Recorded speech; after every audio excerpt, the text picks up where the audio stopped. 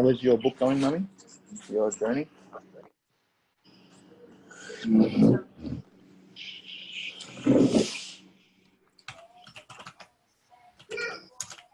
I think we'll begin. If I could first ask, it sounds like not everyone is on mute.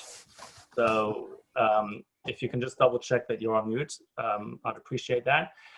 And it's also good to see some faces that I haven't seen in a long time, and we should be able to get together very soon.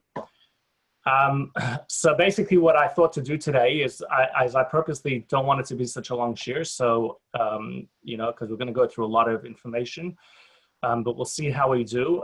The first part of the shir is going to focus on halachos, which are very important to know. Halachos, which are especially important to know this year. And then the second part of the shir, I'd like to focus a little bit more on some practical tips on how to blow the shofar. With regards to questions, I think it'll just suit everybody. If anyone has questions, to ask at the end, unless it sounds like I'm talking Chinese, you don't understand what I'm saying. Also, if you are using the chat function, I probably won't see it because I have a bunch of different things open in front of me, so I'm not going to look at the chat yet. Okay, so first of all, and just a reminder about the mute. First of all, as I like to remind people that the last time we had this kvias, last time Rosh Hashanah fell on Shabbos was 11 years ago. We know that's the way the Jewish calendar works. It's sometimes there's a kvias pretty often, and then all of a sudden it doesn't happen for a long time. So the last time this happened was 11 years ago. And I personally think that it's a very good siman, because we know the Chassidus speaks about the concept of Rosh Hashanah, Yom Tov Shel Rosh Hashanah Shechali is b'Shabbos. What happens when the Yom Tov of Rosh Hashanah falls on Shabbos? So normally Rosh Hashanah, the first day of Rosh Hashanah, we're involved in Tkiyas Shofar, and the Chassidus explains that through the Tkiyas Shofar, through the Kala Pnima D'lo Yishtama, it's the Primisdika Aveda that we're doing, we're able to call down the necessary Hamshachas of Rosh Hashanah. What happens when Rosh Hashanah falls out on Shabbos? The combination of Rosh Hashanah and Shabbos is so potent that it achieves much more than we're able to achieve through Tkiyas Shofar. And therefore it becomes pointless to blow shofar. And once it's pointless, then if we have a chashash that even one yid somewhere in the world might come to carry, so we just annul the whole concept of blowing the shofar on Shabbos. So if we're looking for a very powerful, potent force this year, we have it. Rosh Hashanah Shechali is b'Shabbos. And therefore I'd like to begin Peschin b'Dvar Bracha, that the power that Rosh Hashanah gives us this year should help to overcome all the nisyonos that we're facing specifically this year. Now, the fact that Rosh Hashanah falls out on Shabbos is also, I'm going to focus dafka on a yonim of Tkiyas Shofar, but there's also a relevance to Tkiyas Shofar. First of all, we obviously don't blow the shofar on Shabbos, but second of all, the status of the shofar itself changes. We know that on Rosh Hashanah, the shofar is the status of a kli shemlachtei leheter. It's a kli which has a permissible function, and therefore there's not too many limitations of muktzah. The only limitation is the one which applies to standard kelim on Shabbos and Yom Tov, that you shouldn't just be picking up and fiddling around with it for no reason. But if you have a good reason, even the tzarech atzma, to protect itself, you're allowed to move it. However, when Yom Tov when Rosh Hashanah falls out on Shabbos, or similarly every other Shabbos in Yom Tov, so since we don't blow shofar on that day, it has the status of a kli shemlachtei leisur, and therefore it cannot be moved in order to protect it. It can only be moved if you need its place, or if you need to do something unique with it. There are some recent poskim, Shmuel, Shabbos, Kilchasa, and others, who discussed that maybe these days that we're very careful with our shofars. So perhaps maybe it's even a high level of muktzah on Shabbos, muktzah machmas chesron kis. But maybe we could argue that depends what you do with your shofar. If you've got a shofar that you're schlepping all over town for a whole month doing mitzvayim, so you probably treat it somewhat differently than someone who's got this nice shofar on display. Okay, now moving along to Sunday, which is really the ikar of Tkiyas Shofar this year. So first of all, as many of you are aware, I do put out a halacha guide on the halachos relevant to a Baal Teka. So later on, I'll put the link on the chat in case you haven't seen it yet. And there it goes through a lot of the pratim, a lot of again, if I could hit the alert, if you're not on mute, if you could please check that you're not on mute. So we're just going to cover over here the basics as much as possible. First of all, one of the things which really takes the greatest hachana, the greatest amount of time when preparing to blow shofar, is there's a concept, minhag Chabad, is that we blow the shofar with the proper kavanas. And how does a regular person achieve that? We learn a maimer from the Mittler Rebbe by the name of Lahavin Inyan Tzkiya Shofar. It's printed together with Siddur Imdach, or in the newer machzorim, such as here, it appears at the beginning of the machzor. Now, it's a very long mimer. It's in the style of the Mittler Rebbe, and even someone who's learned the mimer many years, I think will find that even if you just learn it girsadik and you read it quickly, it usually takes about an hour and a half, approximately, and sometimes an hour to 2 hours to get through it. So therefore, those who want to be about to care and do it the proper way, it's very important to try to get through all or at least some of the mimer, especially towards the end is the main kavanas. But that's also something we're inviting everyone to come back on Sunday, and we have the great honor and privilege of hosting Professor Lowenthal from London, who's a big mumche in the Chassidus of the Mittler Rebbe specifically, and he's going to enlighten us about that and give us a little bit of feedback, not feedback. Then another thing that to think about before davening is the concept of eating and drinking. Normally, before we do a special mitzvah such as lulav, a mitzvah saseh, so we try to avoid eating and drinking. And in fact, in Hilchos Sukkos, that part is not in Alter Rebbe Shulchan Aruch, but it's in the big Shulchan Aruch. There's a whole discussion about what to do if a person knows he cannot get his lulav and esrog until after midday. So same thing the Achronim say applies to Tkiyas Shofar. Nevertheless, because in Chassidus we know there's such an emphasis and there's such a koch that when we daven, we have to do it properly, even if that means that we have to prepare ourselves with a bit of food and drink. So we do take certain leniencies into account. So, for example, in Sheva Chamodim, in the name of Rabbi Dvorkin Olav Hashem, that he used to paskin, he used to tell people that they could drink before Tkiyas Shofar, they could drink before davening. And when it comes to, it's also brought in other svarim, I think in Eitz Minhag Chabad, the famous mashpir of Shlomo Chaim Kesselman, that even people who felt that eating would help to even eat. So b'pol mamish, we try as much as possible, if we can avoid it, to avoid it. Those who are in good health and not eating and drinking doesn't disturb their kavanah too much. It's obviously recommended not to. But a person should check with himself and be mishar and work out and balance his needs with his ability to focus. If I could again ask... Rabbi Lesches, yes. There's a setting where you can mute everyone, I think. Okay, we'll look for it. Is that near the mute? Only cleaning are able. Okay.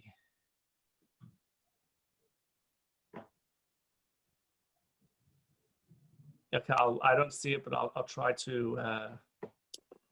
If the need arises in the future, I'll try to work it out then.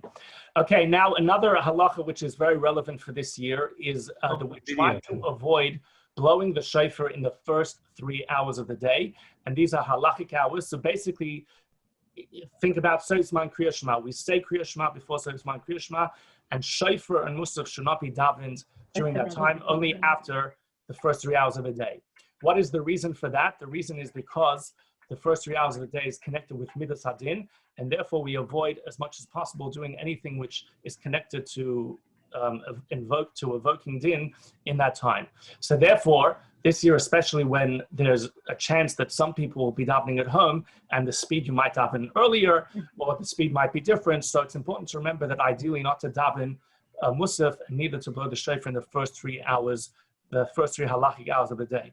Of course, if there's a chance that by doing this, someone will miss out on Tkiyas Shofar, so we need to make sure to blow for them. So this can be relevant for Mitzvahim. If you know there's someone down the street who will hear Shofar, but only if you blow it at 7 a.m. and otherwise you miss the opportunity. So then you should blow for him. At the same time, you could have in mind that you're blowing for him and you're not going to be Yotza until later when you blow it for the sake of being Yotza.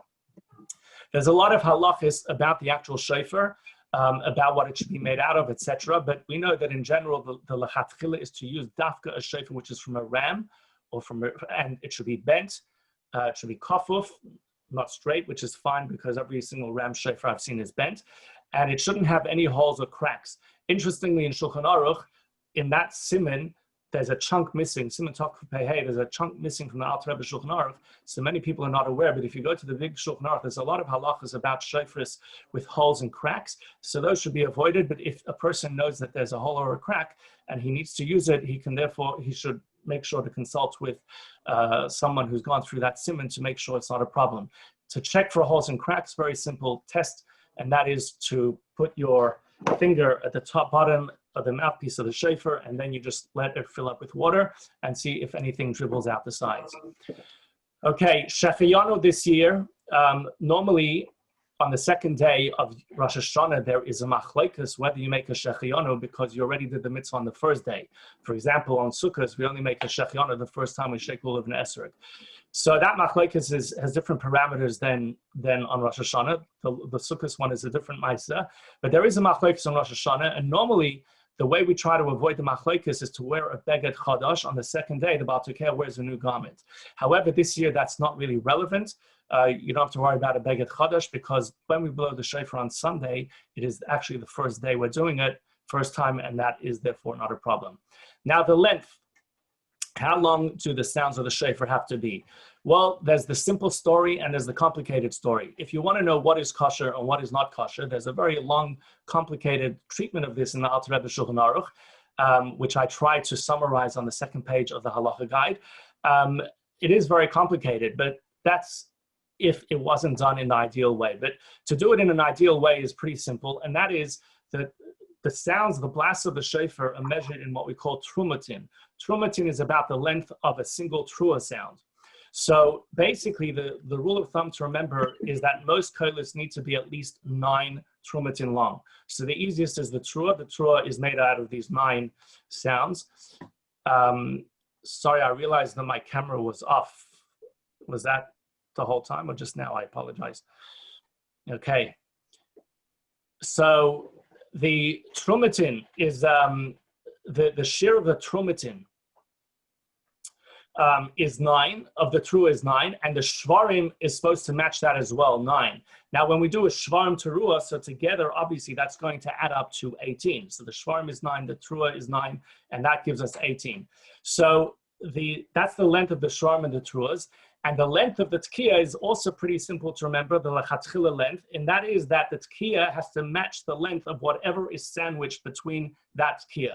So for example, when it comes to the tashrat, where between the two tkiyas, you have a shvarim and a trua, so you sandwich it between a tkiya, which is 18 trumatin long. So the first tkiya and the last tkiya have to be 18 trumatin long.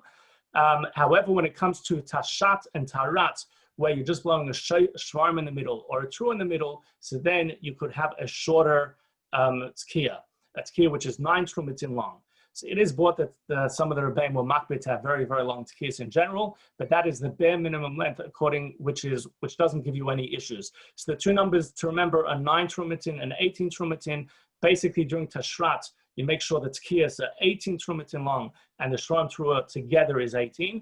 And then in tashat and tarat, it's 9 each. Now, breathing is very important to think about both from a halacha point of view and a practical point of view. The practical point of view will come to soon, but it also really matters when it comes to the halacha about whether one is yotze, whether one fulfills the mitzvah of Tkiyah Shofar. I'm not going to go into lumdus because as much as possible, although later on I might go into lumdus about something else, but as much as possible, I want to keep it to the practical things that one needs to know. And so basically when it comes to breathing, in order to fulfill the mitzvah in a way which you're going to be yotze according to all the Rishonim, there needs to be a breath between every single sound. So it means you make a Tkiyah and you have to breathe. Shvarim teruah, the shvarim teruah we'll get to soon, but then the following tkiya, you breathe. And in the tashrat between tkiya, shvarim, tkiya, teruah, tkiya, so to make sure to breathe. It's a common mistake that I've seen over the years, both in shul and outside of shul. It's fairly obvious that the tekeya is jumping from one to the other without breathing, unless he's got such a quick breath that no one can notice. Many times the reason that happens is because maybe the person, the tekeya, who's blowing like that, maybe he feels like he's in a rush. But if you sort of get in that state of mind that there's no rush, I actually have a brother who's a chazan, and he told me at one point an interesting rule in chazonis, and that is that whenever you are singing chazonis, which is supposed to be solemn and somber, you're supposed to pause a lot in between the various, each word. You pause a lot, it slows it down and gives it this somber pace. And that's what we should really be trying to aim for during Tekiyas Shofar, and that is to make sure that we're breathing every single time we need to breathe.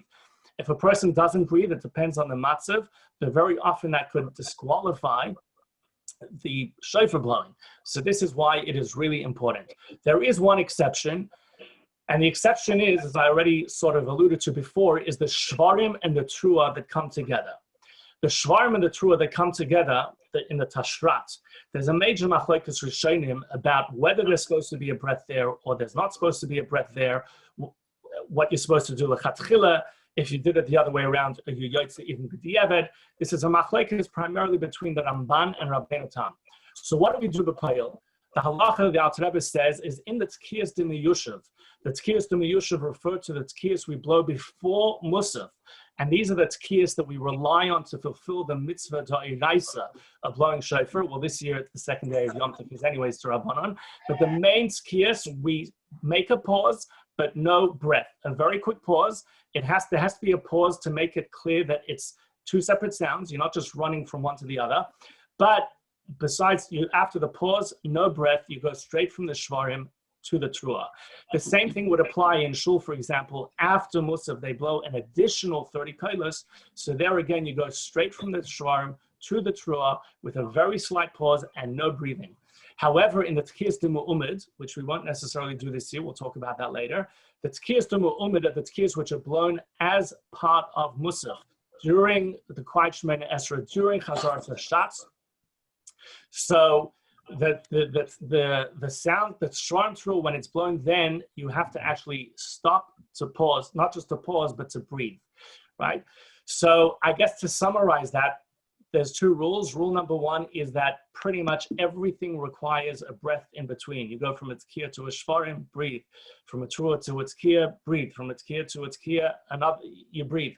And the only exception is between the shvarim teruah of the tkiyas d'miyushav, which means between the shvarim teruah that come together before musaf or that come after tehillim, after musaf, right? But besides for that, there is always going to be a breath.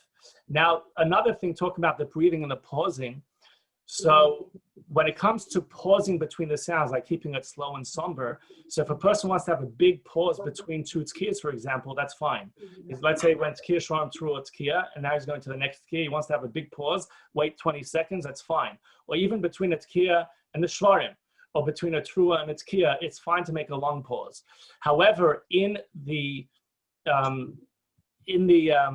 tkiyas that we would normally blow with during musaf, even though we said that we're supposed to breathe, but it should not be a long pause, it should be a very short pause, just the amount of time it takes to take a breath, and then you move on. If some of these things, I know there's a lot of technical details, so I'll put afterwards, as I said, that link, and a lot of those things are anyways appear on the halacha guide. Okay, now going to mistakes. It happens very often to seasoned Bali Tekeya, that from time to time, they start to blow the wrong sound. Now, when you blow the wrong sound, there's a whole arichas. Again, it's very lengthy, a lot of halachas about whether you have to restart the bava. What is the bava? The bava is any collection of tkiyas with something in between. So tkiyah shvarim through a tkiyah, that's a bava. Tkiyah through a tkiyah, that's a bava. So if you make a mistake during that bava, sometimes you need to start again from the tkiyah. Sometimes you don't need to start again from the tkiyah. There's a lot of halachas involved, and on the halacha guide that I'm going to send out later, there's about 1.5 columns of very technical knowledge to remember. Now, it's ideal to know that knowledge, of course, but it really matters more in shul. Why? Because when you blow in shul, if you go back, people start to get confused, and you want to avoid doing that unless you have to. I don't remember if it was this past year or 2 years ago, but I was blowing in shul. I realized at a certain point that I have to go back, and I did go back. But at the same time, I noticed a lot of people were giving these confused glances. They all of a sudden didn't understand what was going on. And it's during shofar time, no one can explain anything. So we really want to avoid that in shul. So that's why you'd really want to know all of that. But when you're blowing at home, and if you make the wrong sound and you're not sure if you need to go back or not, just play it safe, just go back, because if you go back and start again, you've lost nothing. However, if you keep on going when you were supposed to go back, then this could really be an issue. Or you could just have that paper with the guide there and work it out from there. Now, moving on to an issue which is particularly relevant to this year. And I'm going to share my screen over here, and we'll go through a couple of halachos inside. I hope they're in the right order.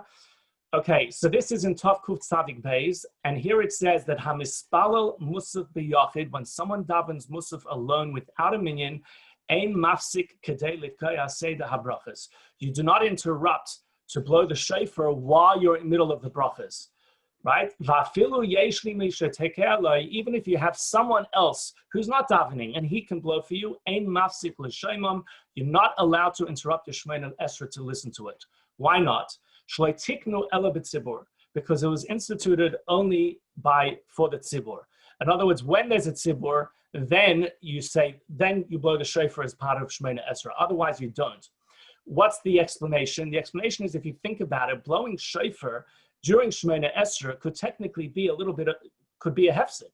We know that when we're davening Shemona Esrei, you have to be ka'omid lifnei hamelech. You're standing in front of a king. What are you stopping to listen to a shofar? Once the Chachamim instituted it, it becomes part of Shemona Esrei. It's Yechiyuv. Because there is no takana, you cannot stop to blow shofar. Now, what that means is, if someone is davening at home, then he's not allowed to hear Tkiyah shofar during his quiet Shemona Esrei. Similarly, he's not going to hear Tkiyah shofar during Chazaras Hashatz because he's davening at home. We know there's a concept of hearing 100 kolos on Rosh Hashanah, and he would have only heard 30. He would have heard 30. It would be ideal to daven before Musaf, but during Musaf and after Musaf, during Chazaras Hashatz, he's not able to hear the extra 70 kolos. So what do you do? Now, the simple solution is, just blow the 70 kolos afterwards. But although that's going to be the answer, it's not so intuitive, because since it's Yom Tov, you're not allowed to blow shofar needlessly. And the question is, we just saw that it's not a takana, but when you're with a tzibur. When you're with a congregation, there you have the takana to hear those extra kolos. When you're davening alone, there is no chiyuv. And let me be clear about that, by the way. If someone hears only 30 and he's davening at home alone and he cannot hear the other 70, he doesn't have to think that he's not fulfilling the mitzvah. When someone's davening alone, the chiyuv is to hear only 30. So the question is, he wants to hear the other 70. He knows, according to Kabbalah, the importance of listening to 100 kolos. So the question is whether that is appropriate or not. So here I'm going to share now another page from the Alter Rebbe Shulchan Aruch, and that speaks about this halacha. After they finish blowing all of these tkiyas, you're not allowed to blow the shofar at all needlessly. Shariat kiyah hi asura b'yom tov, because it's asur. But nevertheless, the Alter Rebbe continues, they did not permit it, but for a need. It doesn't have to be tzorech mitzvah, it just needs to be a tzorech. For example, to blow to women. Women are not mechuyev to hear shofar from Rosh Hashanah. It's the minig that they do. But when we blow for them, it makes them feel part of the day, but they're not fulfilling an obligation. So we see quite clearly in this halacha, on the one hand, you cannot blow needlessly, but on the other hand, you could, for example, blow for a woman, even though she's not mechuyev.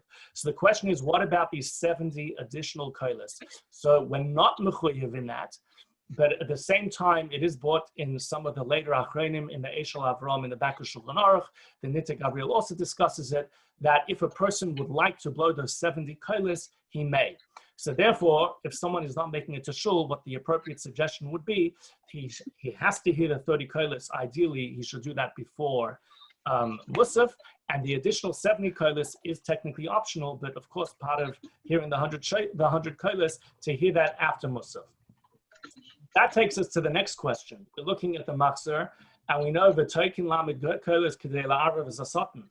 After we daven Musaf, so we blow an additional to the 100, Minyan Chabad is that we blow another 30. So we blow a total of 130. So we've already blown 30 before we daven Musaf. So if a person's davening at home, he's blown now another 70, but now he wants to fulfill this. Can he blow now an additional 30 to bring that up to 130? So this, to be honest, I wasn't able to find clarity about. On the one hand, there is an argument to say that he should not. Because when you look at the Alter Rebbe Shulchan Aruch, I'll go back to the page, he says, why do we blow those extra 30 kolos? The Alter Rebbe says that in shul we blow lefisha chosheshin Shema mitzvahs hatzibur lo shamu kalat kiyas karoi. We're worried that perhaps when you're davening as a community, not everyone heard all the 100 kolos. Someone went to the bathroom, someone's child coughed in his ear, or his friend coughed in his ear just during the thing. We blow extra so others, for those who didn't hear every last kol. So when you're davening alone and you know that you blew 100 kolos and you know that you were completely yotza, so the question is whether this is considered a need to blow those extra 30 kolos. At the same time, if you look in the Machzor, it says a different reason why we blow those kolos. Why do we blow those 30 kolos? In order to confuse the satan. So all of a sudden, there does seem to be some sort of need to do more. At the same time, these two lines, some of the lines of the Machzor do not come from the Alter Rebbe. This is not in the Siddur of the Alter Rebbe, so I don't know where it comes from. So the question is, what could be done? So I've actually discussed it also with a couple of Rabbanim. It's also discussed a little bit in the Sivim Lesches Chelik Beis. There's no clear clarity, but the best solution would be that if you're anyways going on Mivtzayim, so you have in mind when you're blowing 30 kolos for someone else, that should be your last 30 kolos, and this way you get to 130. So that's one way of sidestepping the issue. Okay, now talking about Mivtzayim, so let's discuss matters which are relevant to Mivtzayim. So first of all, as we mentioned before, women are not chayiv in shofar, and therefore a man cannot make a bracha for them. So either the woman, if she's the only one hearing it, and there's no other man who has to make the bracha for themselves, either she will make the bracha on her own, or you'll blow it for her without a bracha. But if you cannot say the bracha for her because she's not chayiv to make a bracha. Now, what about children? Many people don't realize to what degree it goes with regards to children. Although children are not bar mitzvah, there's no chiyuv, but there is a chiyuv mitzad chinuch, that the father is to make sure that the child hears shofar mitzad chinuch. So because of that, a father, even if everyone in the family has heard the shofar besides an 8-year-old, for example, the father has to blow, not just can, but has to blow shofar for that child, and the child makes the bracha. And if the child is not capable of making the bracha, the father would help him make the bracha. What about can the child blow for himself? Is an interesting machlekes based on a famous chakira about chinuch. When we ask a child, when we tell a child to fulfill a mitzvah for chinuch purposes, what's the point? Is the point that he should feel that he's doing the mitzvah? Or does he have to actually be doing the mitzvah in actuality? There's a lot of nafkaminas. A kid's running around with tzitzis, which is shredded. He thinks they're kosher, you know they're pasul. So you need to replace those tzitzis. If you say it's about the child getting into the swing of mitzvahs, so he thinks he's doing the mitzvah, it's fine. But many Rishonim say, no, that's not good enough. Your chiyuv is that he has to be wearing kosher tzitzis mamish. The same thing which applies to lulav and to sukkahs coming up. The reason why many parents make the choice to buy their children set under bar mitzvah is because some opinions say that parei chinuch is shalachem, ulekachtem lachem, that it has to be theirs, and therefore you need to buy their own set because there's a lot of halachic complications involved in borrowing or lending, giving a matana amanas lahatzi to a child. So the same thing over here. When it comes to the child blowing, if you say it's about the child feeling that he's doing the mitzvah, then it's fine. But if you say he has to actually be doing the mitzvah, there's a crucial problem here, and that is that the mitzvah is to hear the shofar from someone who's mechuyev. He is not mechuyev, and so therefore there's a strong basis that dafka, you'd need to have dafka, a gadol doing it on his behalf. Okay. Now, going to things which are relevant, Mivtzayim, okay, there's an interesting thing I wanted to talk about. I'll try to talk about this briefly. It's a question which comes up every year. It sounds like a very practical question, and it's never actually played out before me. And that is, if you're going Mivtzayim, you're blowing for someone else, and you cannot blow all 30 kolos. You can blow only 10. So what should you do? Now, this question comes up year in and year out, and although I've gone Mivtzayim ever since I've been bar mitzvah before, it's never happened, to my recollection, that I found someone who could hear 10, but not 30. But anyways, as the question comes up, what should you do? Now, a common, I discussed this very, very briefly at the end of the halacha guide, but I wanted to expand about it because I get a lot of questions about this every year. One of the common solutions which is suggested is to blow tashrat, tashrat, tashrat. Tkiya shvarim truot kiya, tkiya shvarim truot kiya, tkiya shvarim truot kiya, because we all know that min ha-Torah, you only have to hear 10 sounds. So why do we blow all these different sounds? As I'll talk about soon, how we got there. So we're doing it in order to, it could be done this way, that way, the other. We want to be yotze. We want to fulfill all the various ways that the Torah Trua could be blown. So therefore, according to that, there's this sort of obvious solution, is that you blow the tashrat, tashrat, tashrat 3 times in Shalom Al Yisrael. Now, the issue with that is that this hamtzah, this idea, to the best of my knowledge, you won't find it anywhere, not in Rishonim, not in Achronim. You will not find in any sefer, at least before Dor Ashvi, that if you're stuck with time, if you're pressured, b'shas hatzchak, you should blow tashrat, tashrat, tashrat. What do you find? You find in a very prominent sefer of the Achronim on Hilchos Yomim Noraim, the Mata Ephraim. So he writes, he discusses 2 situations of shas hatzchak. He speaks about situation number 1, that a community got their shofar right before Shabbos, and there's like 20 seconds left till Shabbos, and there's no way they could blow 30 kolos. There's only 10 kolos. What should they blow? And then the other thing he mentions, if someone makes a neder that he's not going to have any benefit from shofar, he's supposed to hear the shofar from someone else. But what if there's no someone else? So without getting into the whole background of that halacha, but it's a shas hatzchak situation. Again, he says to blow tashrat, tashat, tarat. So tkir shvarim tru tkir, tkir shvarim tkir, tkir tru tkir. Now the question is, what is the reason for this? So it's something I could probably speak more at length about, and if someone wants, we can do that later, but I'll try to go through it quickly. The Kinyan Torah, Shas Tshuva's Kinyan Torah, notes that people forget that there's really 3 shittas about how we got from the biblical tkir tru tkir. How do we get from there to tkir shvarim tru tkir, to tashrat, to tashat, and to tarat? There's 3 shittas. There's 2 that everyone knows about because they're all over the Alter Rebbe Shulchan Aruch, but there's one which gets a lot less attention. Opinion number 1 is the Rambam. The Rambam says that over the generations, there became a suffix. There's a biblical trua, and people had a suffix. We're in a doubt. What is this biblical trua? Is it the shvarim trua? Is it the shvarim, or is it the trua? So because we don't know what it is, so asking Rabbi Abba, Bekesrin is the famous Gemara that Rabbi Abba in Kesrin and Caesarea, he instituted that we have to be yotze everything. We have to do everything in order to be yotze. In other words, according to the Rambam, if we blow tashrat 3 times, there's 1 in a 3 chance that we were yotze.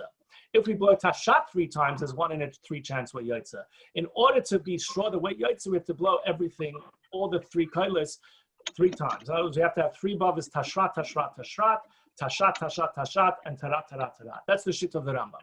Then we have the shit of Rav Hai Goyen. Rav Hai Goyen says the biblical trua is whatever you want. You could do shvarim, you could do trua, you could do shvarim trua. But since people were doing all these sorts of different things, and they were coming to shul, you know how we feel. We go to shul, and in the shul they did it differently than what we're familiar. We feel excluded. So this is a good example of inclusion, according to Rav Hai Goyen. What was inclusion? That Rabbi Abba instituted that all the minhagim were going to make standard procedure, and this way, when everyone goes to shul, they're going to hear whatever they grew up with. That's the opinion of Rav Hai Goyen. So those are 2 shittas, and according to those 2 shittas, if you go in and you blow, let's say, for a patient in the hospital, if you, let's say, blow tashrat 3 times, or you blow tashrat, tashat, tarat, according to Rav Hai Goyen, you will for sure yotze. According to the Rambam, lavdafka, you were yotze. Right? If you blow tashrat, tashat, tarat, you for sure were not yotze. According to the Rambam, and even if you blow tashrat 3 times, there's a 1 in a 3 chance that you did fine. However, there's a Tosfos in Masechta Rosh Hashanah. I was hoping to learn more of it inside. Time is flying by, but I'll just read the pertinent line. And he says over here, Tosfos Rosh Hashanah, for those who want to know that you want to learn the whole Tosfos later on, it's Lamed Gimel Amud Beis, spans the whole Amtaf pretty much, the whole Amud.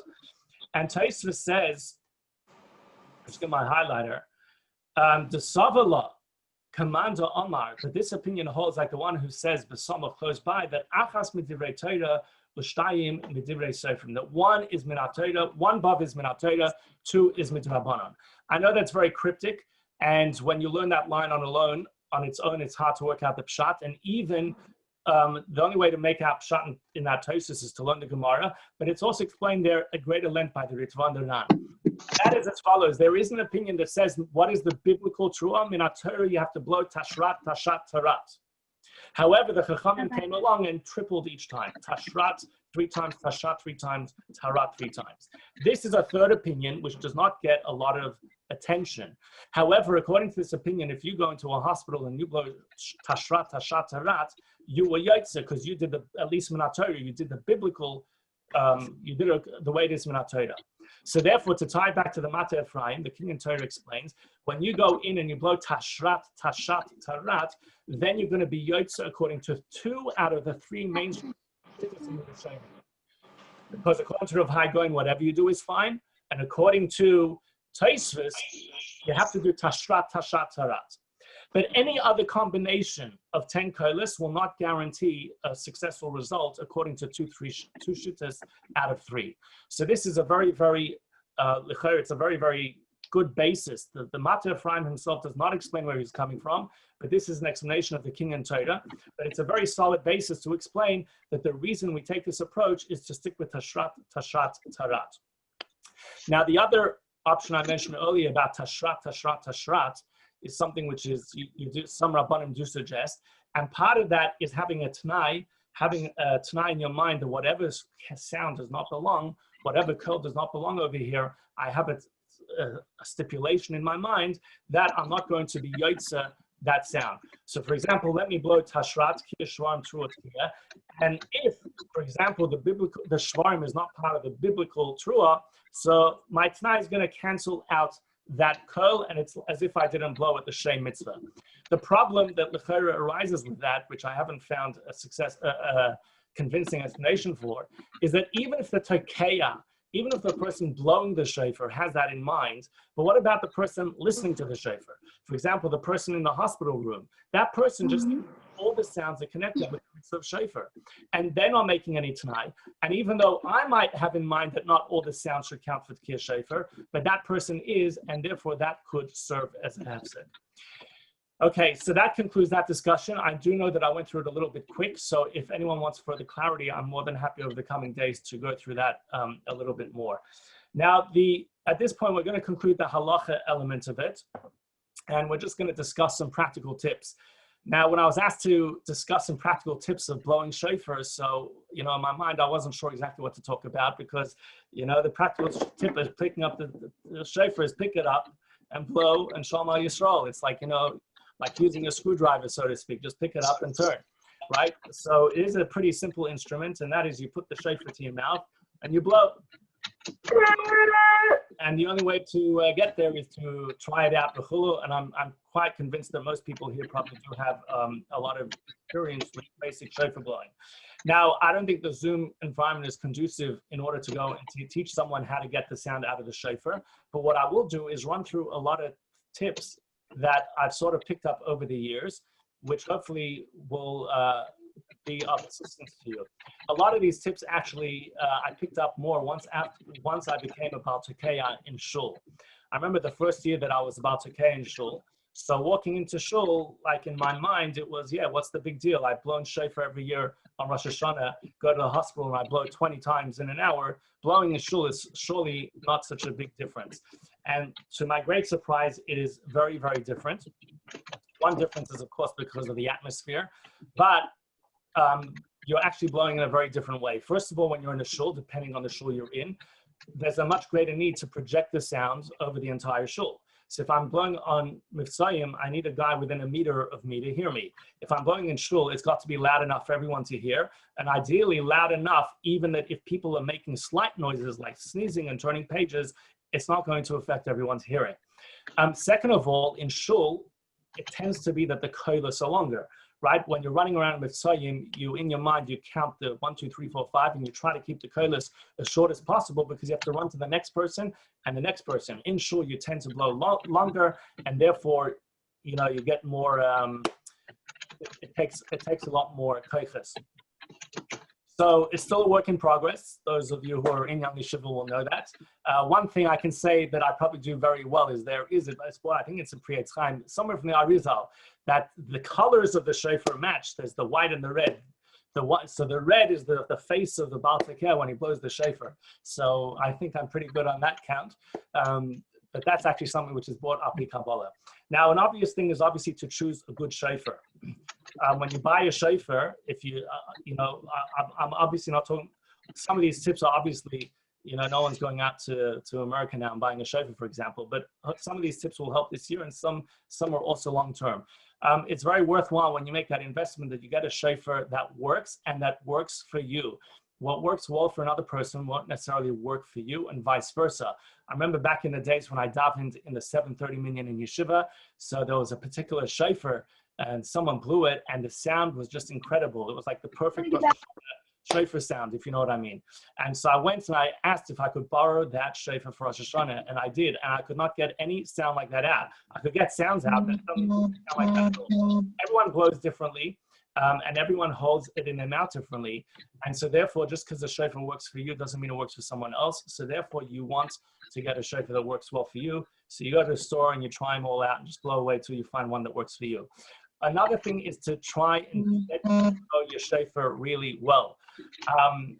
One of the important things about blowing the shofar is getting the mouth placement right, and you want to get it right where possible straight away. I know some of these things don't matter so much in Mitzrayim, but some of these things matter more in a shul. So a shofar that you're very familiar with, the chances of you putting it in your mouth in just the right way are very high, but if you're not very familiar with it, then it's not going to necessarily go so smoothly. For those of you who are at young yeshiva, you might recognize I have a number of shofars, but one of my when things are not going right, I go to revert to this shofar. And why is this my gecko shofar? Because I've had it since I'm 13. So this is one that I'm very, very familiar with. So even though I sometimes like to use other ones because they might have a better sound, but having a shofar that you're really familiar with really helps. Now, when you put the shofar in your mouth, so it's very important to, first of all, not puff your cheeks. Like some people, beginners, when they blow the shofar, they're like, and when you puff your cheeks out, so after a while, it gets just too difficult to blow. You have to like sort of keep your cheeks in. And also,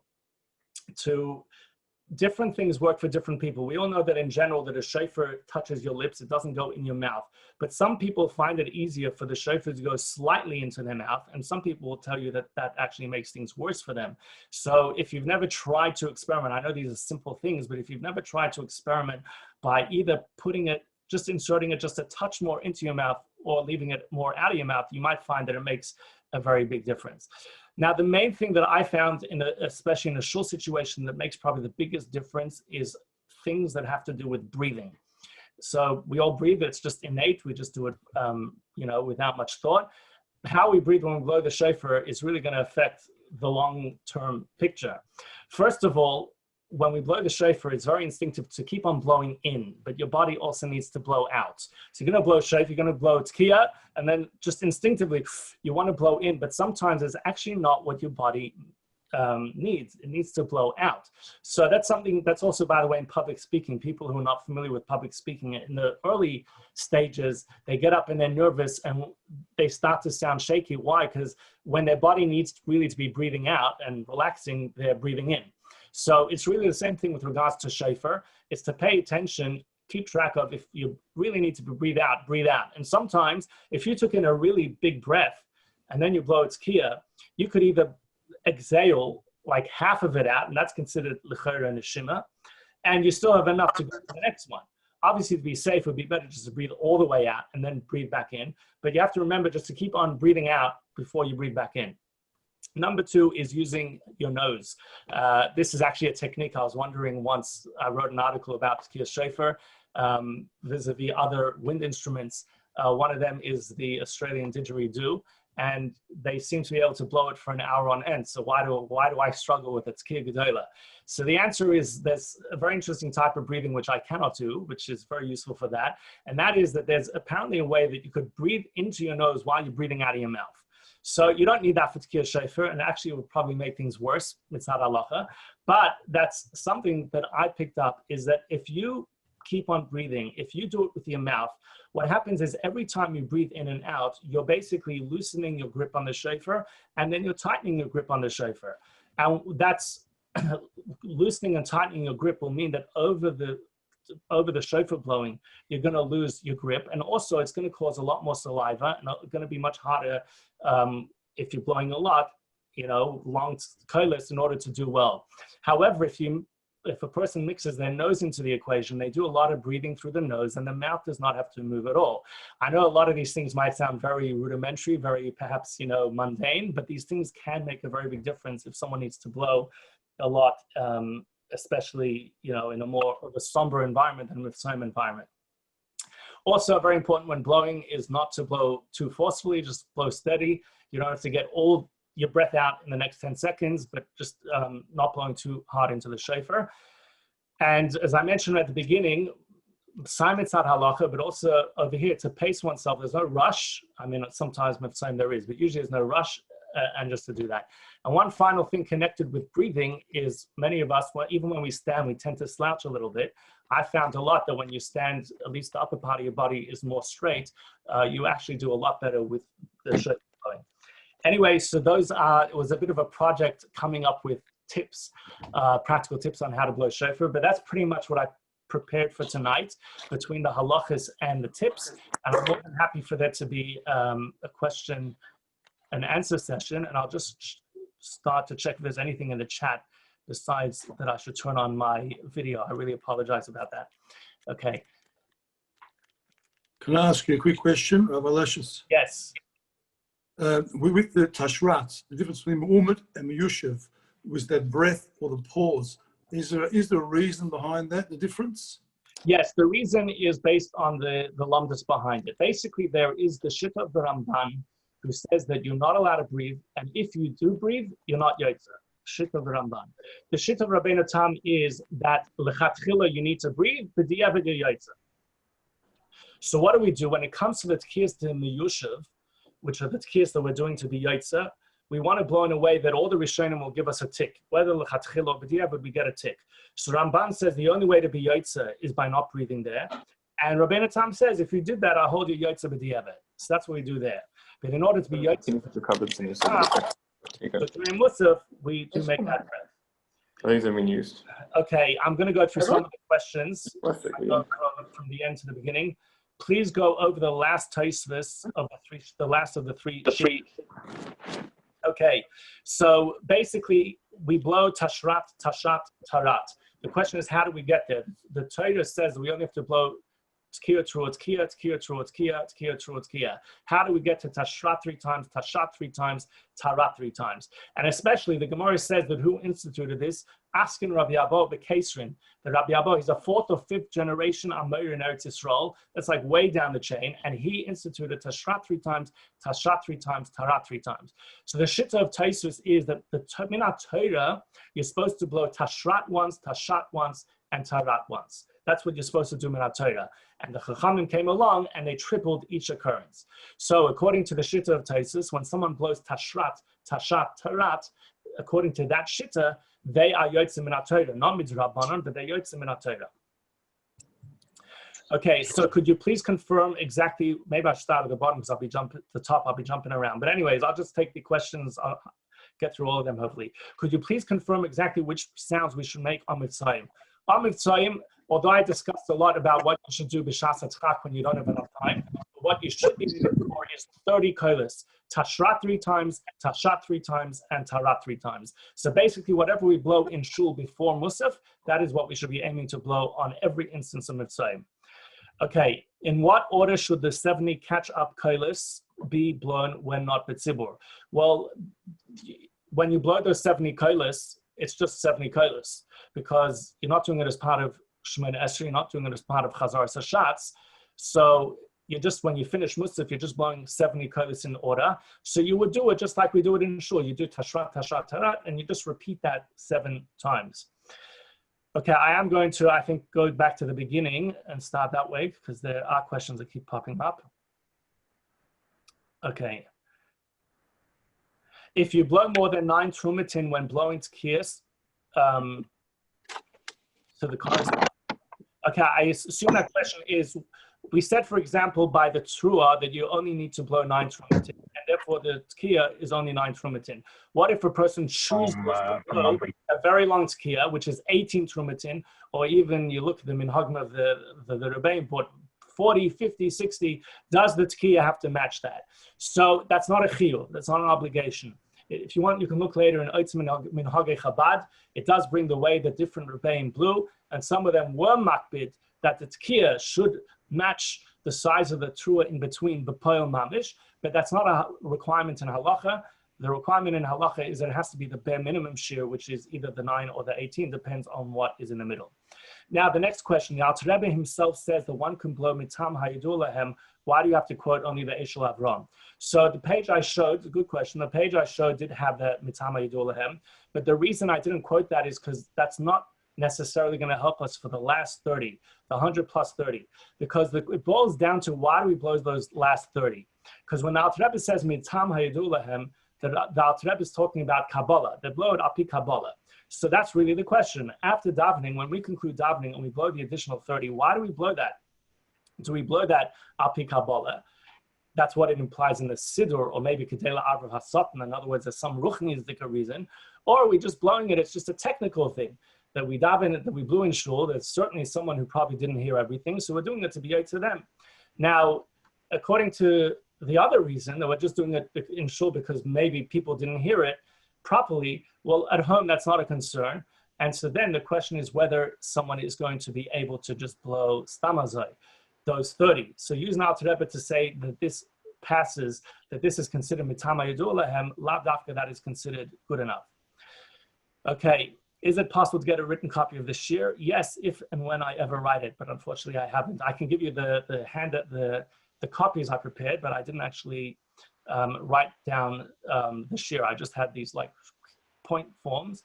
If you mamish want the point forms, then maybe email me later, I could give it to you. Okay, to mention that you should blow from the right side of the mouth and the shofar should point upwards. Good. Why didn't I mention that? The reason I didn't mention that is, first of all, it is in the halacha guide, but second of all, in Shulchan Aruch, it says about these things, toiv. They're good. It's not a chiyuv. And in fact, one of the two times, you can look it up later, it says toiv im efsher or im efshalei, if it's possible. And you look in that later, they say that although it's good to blow from your right side and to hold the shofar pointed upwards, but if that's going to make it more difficult for you to blow and you're not going to blow properly, then that is not more important than you blowing properly. So the answer to that is one should obviously try to do that, but at the end of the day, it's not something to prioritize if someone finds it difficult. Okay, could you please go through some of the minhagim of the actual blast? For example, the shvarim ends with a small tkiya, and trua should be done with your tongue. I'll start with the trua because it's the easier question. And that is that as far as I know, I mean, that's how I see everyone doing trua, is you do it with your tongue. So I should have perhaps brought that up, is how do you turn the tkiya into a trua? How do you turn it into a lot of sounds? What your breath is doing is exactly the same thing. You blow a tkiya, but with your mouth, you just say the letter T a lot of times. And as you do that with the shofar of your mouth, it turns into a trua. So going is going to translate to this, which is basically controlled by the mouth. I know that I've never actually heard someone doing the mitzvah this way. Technically, someone could do it with their breath, but it doesn't sound anywhere near as good. It would sound something like this. It's a lot more straining, and as I said, I've never seen it done. Now, with regards to the shvarim, okay, so the actual shvarim is, as we know, is 3 short pieces. I should also emphasize that the common, things come up when we go through it. I've heard many times people don't even make a proper shvarim. They actually make 2 shvarims and go straight into the trua. They go like, in their head, they probably think that they did 3 shvarim, but they did not do 3 shvarim. So you have to make sure to do 3 shvarim. When a person has done 3 shvarim, they're yotza. We know that minig Chabad is to make an addition. So first of all, in Alter Rebbe Shulchan Aruch, he brings that some of the minig, that after the 3 shvarim, they make like a kein trua ktana. From memory, the lashon is they make like a short trua. And so that's something which is mentioned in Shulchan Aruch. I don't know if that matches exactly the way we blow, because the way many Chassidim blow is the way that the Rebbe blew. And what comes out at the end really sounds more like 2 little sounds. I actually, although I blow that way, but I was never zeicha to be by tkiyas, by the Rebbe. The first time I was there was in Tafshin Nun Hey, which was a very interesting experience to be there right after Gimel Tammuz. but I will put on the chat right now, there is a link to a video of Rabbi Shmuel Lu, who was by the Rebbe, and it's a YouTube video, and you can hear how he blows, and you can hear how he blows the shvarim, and you can slow it down and speed it up, being that it's a video, to hear exactly how it should be done. Now, I could show you right now over the Zoom, but I feel more comfortable that you listen, you know, to someone who is literally by Tekiyas of the Rebbe. Okay. Okay, if blowing only 30, confirmed breath or not breath, just pause between shvarim and teruah. Okay, the answer to that question is if you're blowing just 30, that means that this is the person's core chiyuv. And if it's the person's core chiyuv, you want to make sure that he's yotze according to all opinions. And the only way he'll be yotze according to all opinions is if you pause but don't make a breath. So therefore, when you blow, you blow tekiah, shvarim, teruah, and you don't make a very slight pause, no breath, and you keep on going. So whenever you're on Mitzayim, for example, there's no breath between the shvarim and the teruah. Are you allowed to practice blowing the shofar on Yom Tov, or only if needed for that day? So good. It's discussed also that if a person needs to practice on the day of Rosh Hashanah, so he can, because this is considered a tzorech. I normally don't speak about it, don't write about it, because normally if someone hasn't figured it out by Rosh Hashanah morning, I don't know what Rosh Hashanah morning practice is going to bring already. But if for whatever reason a person feels that that is a need, that could be done. Can a newly turned bar mitzvah boy blow, whether it's a suffix, if he's a gadol, being that this year it's only midrabanan? So the answer is that when it comes to mitzvahs which are d'oraisa, which we do mitzvah sveika d'yoma, that we do because of the 2 day of Yom Tov thing, so we try not to be mechalik. We try not to be mechalik, even though there's no question when we blow shofar on the second day of Rosh Hashanah that it's midrabanan. But in the way that we blow, we try not to be mechalik. We try not to distinguish. So there is a concept that when it comes to fulfilling a mitzvah saseh, that we should know not only that the child is literally 13, but also that he's established what we call halachic puberty, that he's bought shtei simonim. So if a person doesn't know that, then he should make sure to hear the shofar from someone where that can be completely established.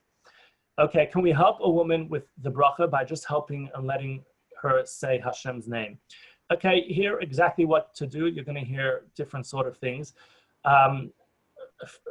First of all, if a woman mamish has no idea how to make a bracha, so lav dafka, she's going to feel she's missing anything out by not making the bracha. So I don't know why we have to go dafka and try to make the bracha with her. But if one wants to make a bracha, there are eitzes which you hear about. Is that people that go mitzayim and they tell the woman, Baruch Atah, and then when they get to the word Hashem, they say a pasuk quickly, Shema Yisrael, and then they say Hashem's name out loud, and they say the rest of the pasuk, and the same thing for Elokeinu, and get them through the bracha, right? But I guess be one of those things. But just to say the Eibish's name, to teach her a bracha that she's not mechuyev to say, would seem to be a problem. Any advice with new garments with regards to shechionu? So as I mentioned earlier, this year you don't have to worry about it. And the reason you don't have to worry about it is because the second day of Yom Tov is the first time that we blow the shofar. Unless the question was what, beged chodesh for your wife, because she's lighting candles twice. So that already is something I can't help you with. Okay. Is there an actual timing, 2 or 3 seconds for the length of each sound, or it is only based on the 9 or 18 short sounds? That is an interesting question. I was actually this week asked to review a paper which actually gave a suggested length of seconds. And I told them, listen, I'm not saying one thing or another about that, because to the best of my knowledge, you will not find in any sefer of halacha quantifying the shvarim and the teruah based on seconds. And one of the reasons for that is because the length of the trumatin is going to vary from one person to the other. One type of person makes it really quick, and other people are slower. And the only thing which is used to measure it is 9. The number is 9 or 18.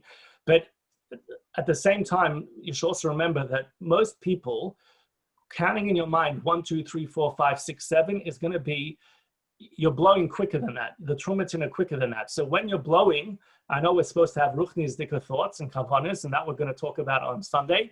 But at the same time, in order, whenever you're blowing short sounds, to literally count in your head 1, 2, 3, 4, 5, 6, 7, 8, 9, in order to make sure that it is the minimum amount that it needs to be blown. Why are we not trying to satisfy all opinions when blowing during Musaf? The answer is we basically are, because if we blew only like by the Tkiyas to Miyushav, Rabbeinu Tam would not be very happy. Why would he not be very happy? Because we're fulfilling the mitzvah only in a b'di'evadik way, not in a l'chatchiladik way. So therefore, later on, we do it in a way which is going to be yotza according to him. If one blows in a manner or place that does not meet government regulations, is one yotza? So that's a very interesting question. Without much thought, it speaks about in Shulchan Aruch that if someone hears the shofar, he hears tkiyas from a stolen shofar, he's yotza. Why? Because the mitzvah is the sound and it's not the actual shofar. So I would think kol shekain, if a person was in a place that he shouldn't have been and he heard, then he was yotza. That's obviously not taking a position about what a person should do, but if he did that, then there's no reason why he shouldn't be yotza. So that concludes all the questions which I can see on the chat.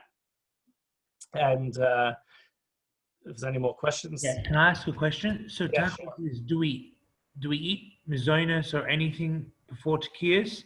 And can you eat something that's shahako for energy? Or if you are if you're going to go on a long day of mitzvahim and so forth, can you, I don't know, eat something that's shahako?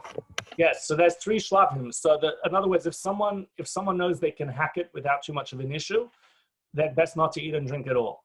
If they know that they cannot hack it, many people know that all they need is a coffee or a cup of water, cup or 2 water, they'll get through. So just suffice with that and not eat. But if someone feels that everything they need to get through, which means they need to get through the davening properly, and some people who are Isi B'tzarf Yitzibah, for example, they have to run around, they have to go here, there, whatever, and they won't be able to do everything properly unless they need to eat, then they are allowed to eat. So basically a person should be as minimalist as they can in order to achieve that. Okay, can we please get a copy of the mimer? So yes, I invite everyone, I was going to say that soon, I invite everyone to return on Sunday. And Sunday we're going to be going through that mimer. There'll also be PDF, I believe. And it also appears, if you have like the newer Kahas Machzorim, it also appears at the beginning, there's a couple of Mamarim, and one of them is, as you can see over here, Lahavin Inyan Tkiyas Shofar, over there. Okay, does the shofar blow need to have all people in mind before saying bracha for shofar? If yes, is someone behind a partition or he's walking past and hears shofar, is he still yotza if the blower didn't have him in mind? Okay, so this is a halacha which the Alter Rebbe discussed in the Shulchan Aruch. The Alter Rebbe says that when someone blows for a tzibur, he should not think to himself, I'm blowing for Yankel and Todris and Chatzkel and Shmerel, and neither should he think to himself, I'm blowing for anyone in this room. He should think to himself, I'm blowing for anyone who hears me. Because this way you're safe. Anyone who hears you, it doesn't matter if they're there, they're not there. If their name is Shmerel or their name isn't Shmerel, they are Yotza. So that is what should be done. Okay. So we'll end it over there, I guess, and we'll conclude with the bracha of the Beshofar Gadol L'Cheirosenu. This year, really, L'Cheirosenu, we really feel that we need to get out of the lockdown, and so Shnappen take of Miyad Mamish. And either way, I mean, we can still learn the Middle Rebbe's Mamar even after Mashiach comes. So you're all invited to participate again on Sunday evening. Thank you very much. Shkoyach.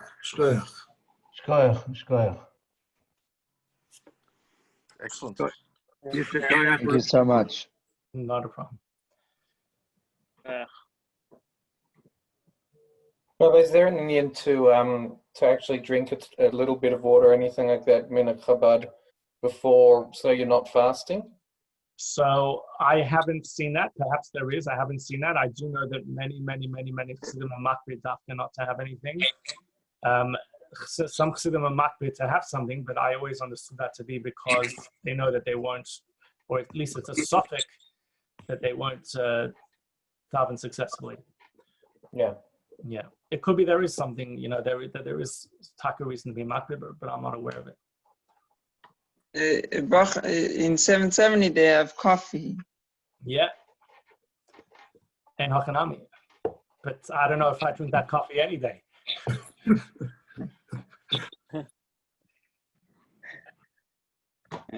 Fine. Okay, gute Nacht.